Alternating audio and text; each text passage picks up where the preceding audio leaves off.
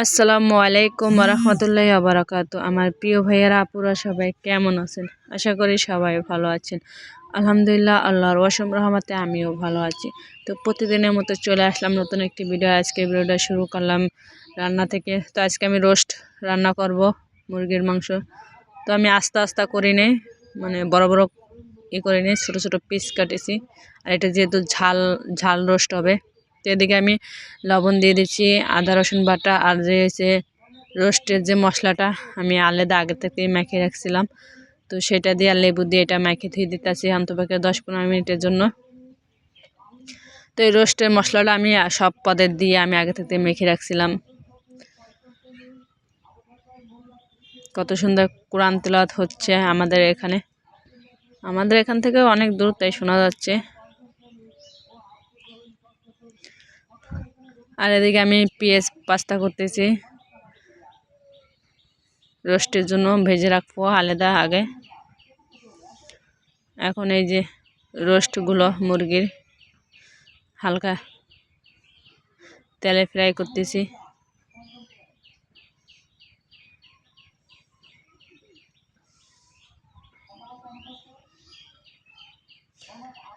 তো এখন এই তেল দিয়ে দিলাম, পেঁয়াজ দিয়ে দিলাম,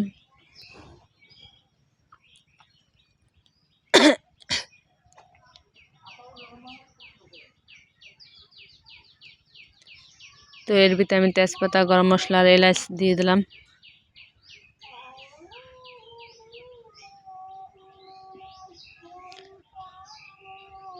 এখন দিয়ে দিলাম জিরা বাটা, আদা রসুন বাটা দিয়ে দিলাম,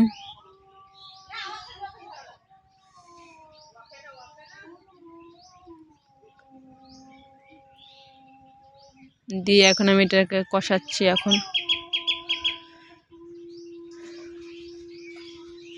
এখন এই যে রোস্টের যে মশলাটা, এর ভিতরে আছে বাদাম আছে, তারপরে মানে বাদাম বাটা আছে, রোস্টের যে মশলা ছিল প্যাকেটের তাই ছিল, হালকা মরিচের গুঁড়ি, মানে সব পদের মিশানোর ভিতরে আছে।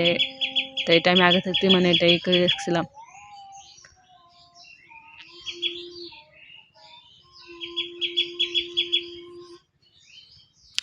তো এখন আরেকটু মরিচে দিয়ে দিলাম, যেহেতু এটা ঝাল রোস্ট হবে, আমাদের মিষ্টি রোস্টটা ভালো লাগে না।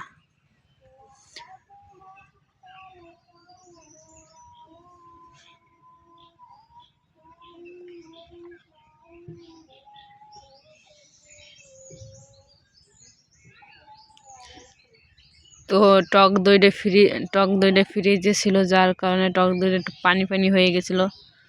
তারপর আমি ওইটা মানে দিয়ে দিছি, এই যে টক দইটা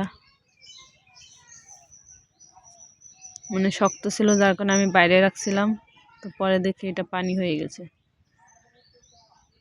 তো এখন এই যে চিকেনগুলো ভেজে রাখছিলাম আগে থাকতে, তাই দিয়ে দিলাম মশলার ভিতরে দিয়ে এখন কষাচ্ছি। এটারে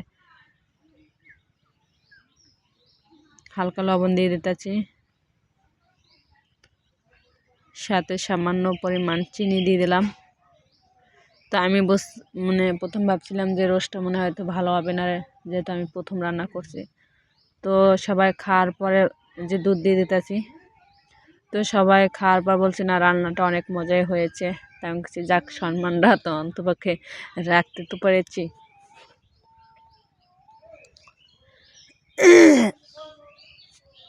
তো এখন 4-5টা কাঁচামরিচ দিয়ে দিলাম উপর থেকে। এখন এই যে পেঁয়াজ পাস্তাটা দিয়ে দিলাম।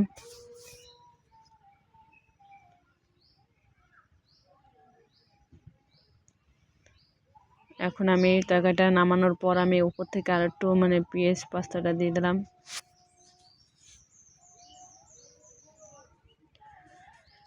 সাদা যেটা রোস্ট রান্না করো ওটা আমার কাছে খেতে ভালো লাগে না, যার কারণে একটু মানে এই কালারটাই করছে। আর এদিকে আমি চায়না পুটিগুলো তেলে ফ্রাই করতেছি, বেগুন দিয়ে রান্না করব। বাসায় মেহমান আছে, আমার বড় আপু আছে, ছোটো বোন আছে। মেন হচ্ছে ছোটো বোনই খেতে চাইছিল রোস্টটা, তার জন্যই বানাইছিলাম। তো আমি এখন এই যে তেল দিয়ে এর ভিতরে দিয়ে দিতেছি পেঁয়াজ রসুন বাটা, আদা রসুন বাটা সব দিয়ে দিতেছি, জিরা বাটা।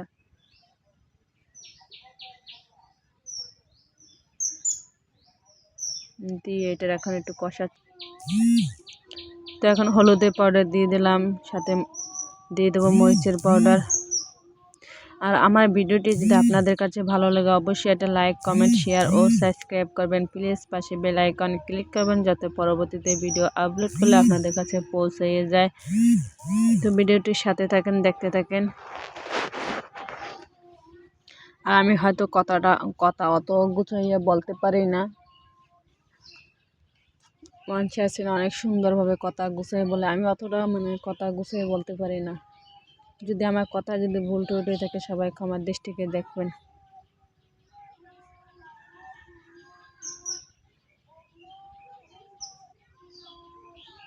আর আজকে রোস্ট রান্না কেমন হলো অবশ্যই বলবেন। আপনারা কিভাবে রান্না করেন অবশ্যই জানাবেন কমেন্ট করে। তো আমি এখন এর ভিতরে গরম পানিটা যখন ফুটে আসে প্রায়, তখন আমি বেগুনটা দিয়ে দিলাম। এখন এই মাছগুলো ভেজে রাখছিলাম তাই দিয়ে দিতেছি উপর থেকে।